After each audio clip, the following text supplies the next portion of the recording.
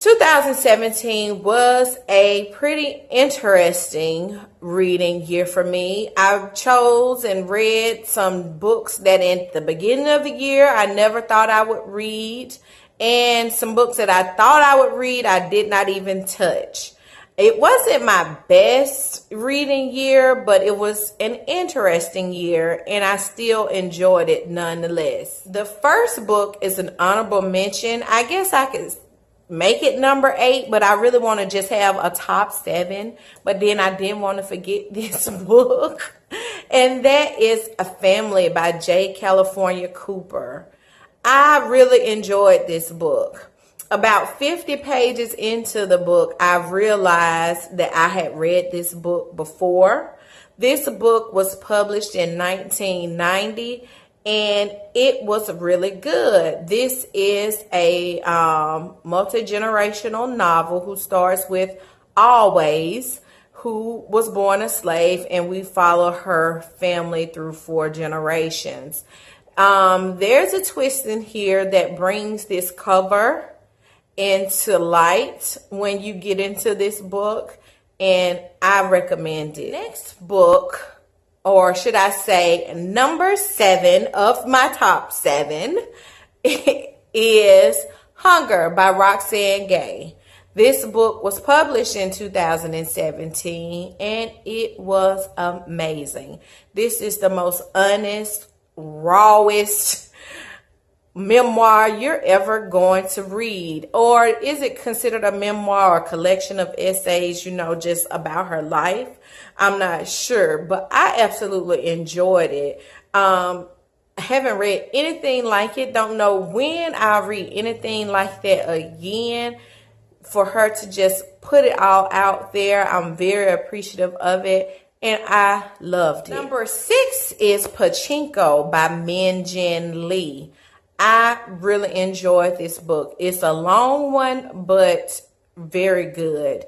It was published earlier in 2017, February 2017, and it's also a multi-generational book. It goes through 4 generations, starting with this Korean family as they live at the turn of the century, and it comes all the way through to the 1990s. Absolutely great historical fiction, because so many historical moments are brought up in this book and how it affects the character lives.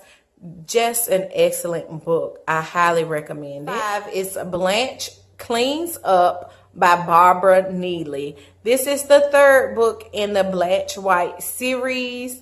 Blanche has become possibly my favorite character of all times.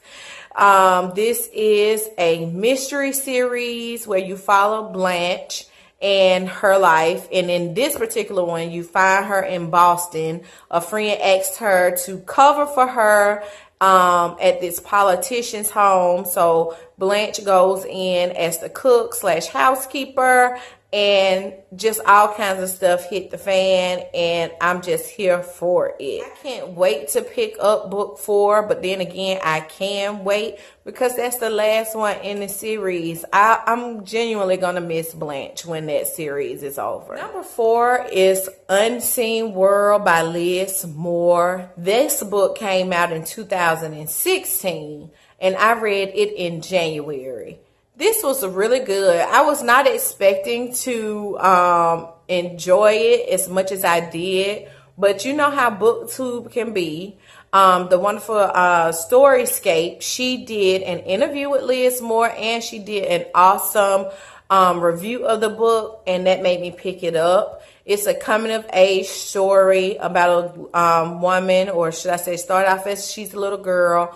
Her father succumbs to dementia, and she later discovers a lot of things about her father's past that she did not know. 3, Stay With Me. I cannot for the life of me get that author's name out of my mouth, but Stay With Me was released in 2017.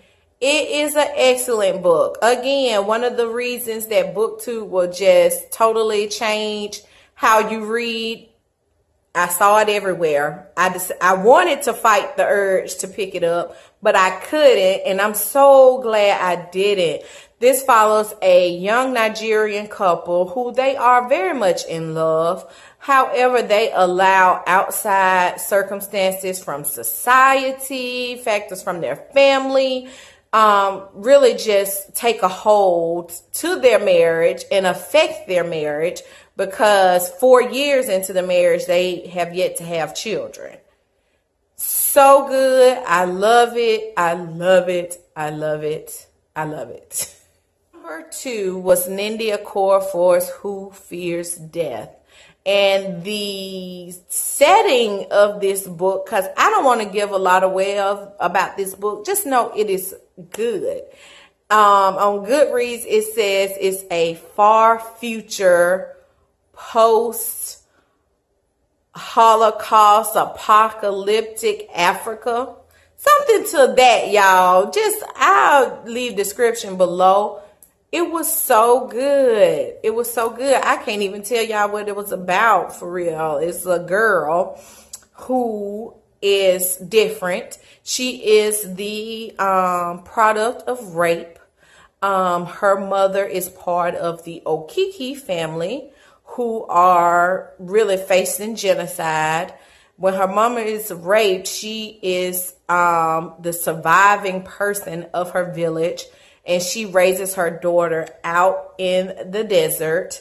Up until age 8 or 10, they then live in this village around other people. And of course, the main character, whose name escapes me right now, she is known as being a product of rape. She is known, but she finds out she has these magical powers, and she's sent on this wonderful quest with all her friends, and it's just good, okay? Number 1 of 2017 is Perfect Peace by Daniel Black. This book, y'all, is so good. If you have not read it, read it. I have actually loaned it out and gotten it back. It's looking beat up now, which that doesn't bother me. This book is so good. In this book, we follow Perfect, who is the 7th child in the Peace family. And Perfect is raised as a little girl until he turns 8 years old. And then at 8, he's just told, cut all that girly stuff out. You're a boy. And his 6 siblings, they're all boys. The mama, she just said, you know what? I got 6 boys. I want a girl. This one gonna be a girl. But I absolutely love this book. Not only do we follow Peace on his journey. On his journey, we learn about the 6 brothers as well, the mom as well, with her craziness and why that craziness exists within her, and the dad as well. Do yourself a favor and read this book, and then come back and let me know what you think of it. All right, my 7 plus an honorable mention favorite books of 2017.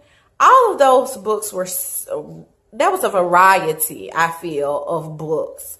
And so I'm really pleased with them. I highly recommend any one of those books at any time, and you will not be disappointed. All right, y'all, I'm Lady, and I'll see you all in my next video. Bye.